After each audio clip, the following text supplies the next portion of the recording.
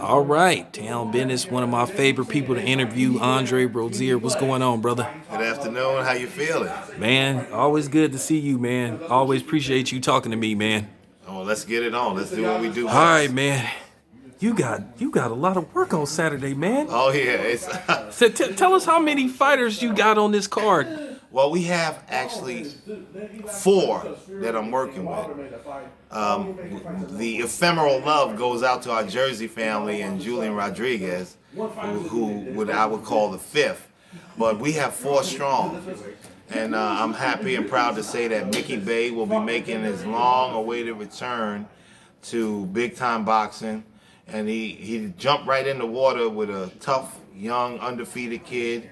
But one thing I've learned from working with Mickey, because I'm also his trainer and advisor, is that he is for real. He's for real. He's a spectacular talent, and he's a wonderful human being. And I can't wait for him to show his goods on Saturday. How long has Mickey been gone? And I mean, what was the holdup of us seeing him again? Contractual miscues. I don't know the story myself, so I won't elaborate on it. But it was this issues with promotion and everything else, which kept him out the ring. And we've cleared all that up, and now he's ready to go again. Yeah, Andre, I gotta ask you this question. Like I said, you got all these fighters on this card. And remember, I asked you in LA when Daniel Jacobs fought Dorbiachenko. I said, "Are you gonna be the first, trainer to ever work two corners at the same?" Remember when I asked you that? Yeah, that was a good one too. Yeah. Will you ever do that? Yeah, round one is this corner, round two is blue, round Yeah. three is red. Well, it's funny. I don't want to ever have to have two of my fighters fight each other again. So right now it doesn't look like that's going to be the case, and I'm very happy about that. The table is spread, and I'm looking forward to the many athletes that are under our tutelage in different weight classes taking care of the business that they have.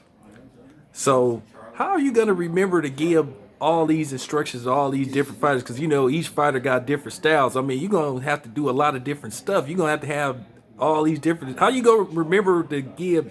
You might give the wrong fighter the wrong instructions because you got so many fighters. Well, I'll tell you something.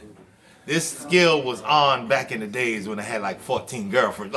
Oh, well, you know, Hey, I'm from Oakland. You had to say the right thing to the right one each time. You see the Mac? Yeah, I'm from Oakland, man. That's where they filmed it at.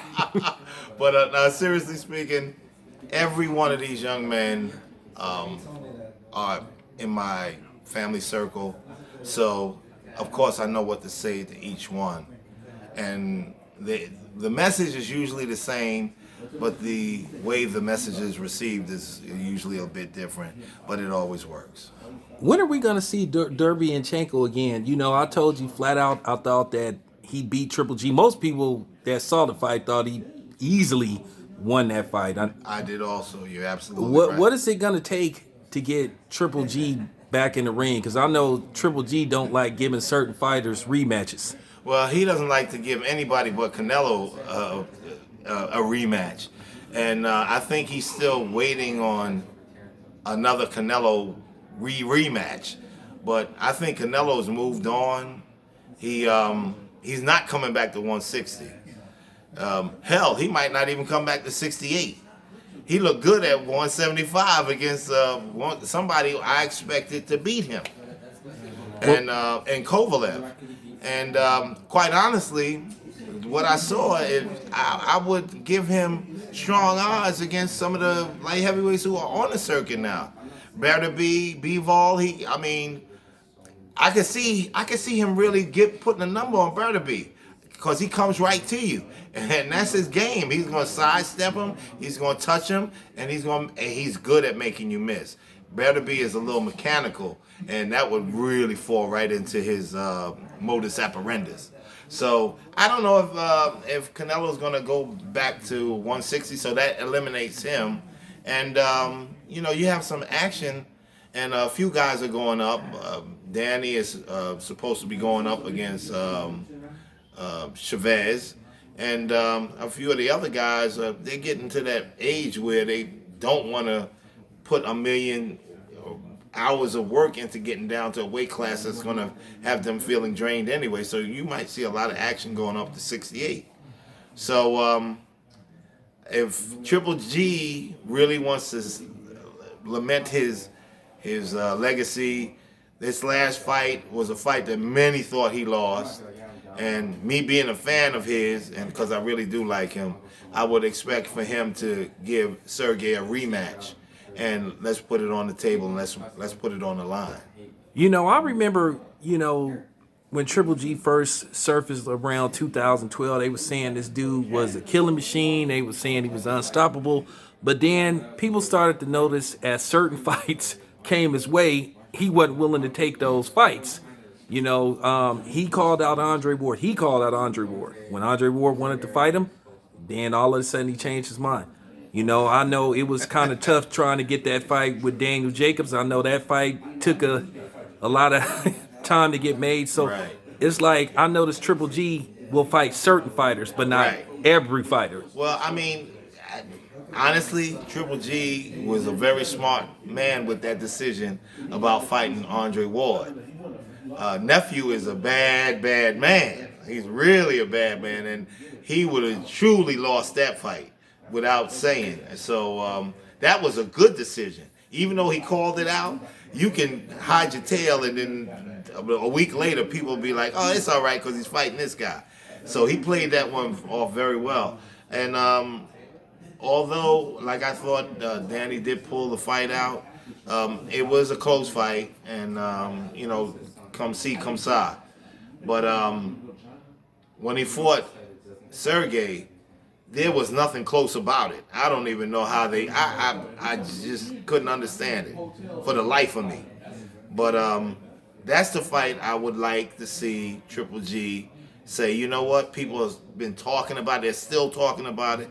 Let me rematch this guy, and if I think I'm better, I'm the better fighter, I can win this fight, let's get it on.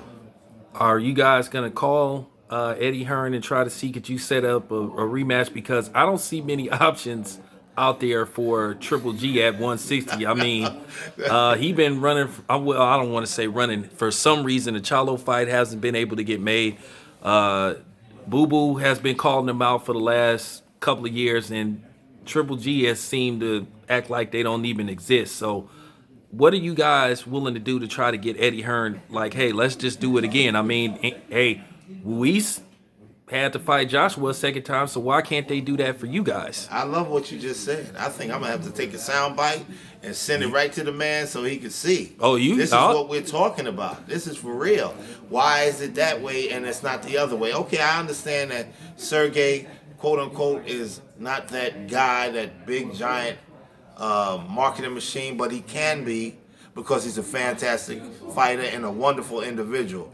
And it's time for the media and the boxing world as a whole to not have to have somebody that is controversial or just acting out of sorts to be that collective interest individual. We need to have somebody that shows the world that you can have a semblance of intellect and not be an idiot and still be sellable to the boxing public.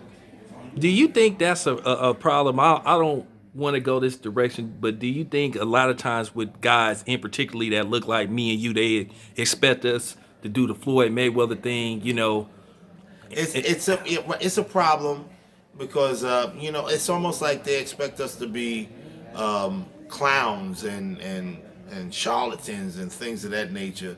And when you have someone, say like a Richard Comey, who I can easily reflect the story about his spirituality and how he lives a righteous and whole life.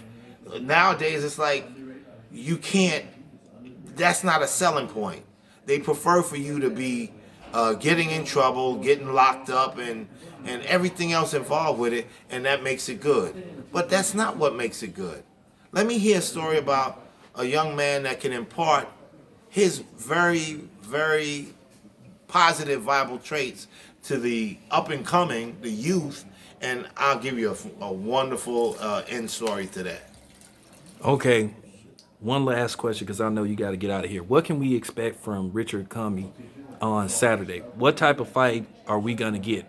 I know there's some plans that it may be Tiafimo Lopez and Lomachenko in March, but what do you guys need to do so it can be Richard Comey and Lomachenko in March? Well, basically, Richard has to do what he usually does. Richard is aggressive in the very beginning. He starts off really hot, and Lopez, he starts off hot also. So he has to bring his wares. Lopez is a good boxer. He's a charismatic boxer, and he's a good puncher. Richard is a lethal puncher. I mean, lethal. When we fought Beltran, and we were 3-0 with 3 knockouts at that point. I said we're gonna have a long night with Beltran, and I know he's a tough veteran and he has a granite chin, but Richard went out there and I thought the fight was over in the first round. Uh, Due to Beltran being the vet that he is and the tough talent, he stayed the course until the 8th round. But in that bout, he was knocked down several times. And I'd never seen Beltran on the canvas that many times because I know he's tough. He's got a good chin and he's got good basic ring capabilities.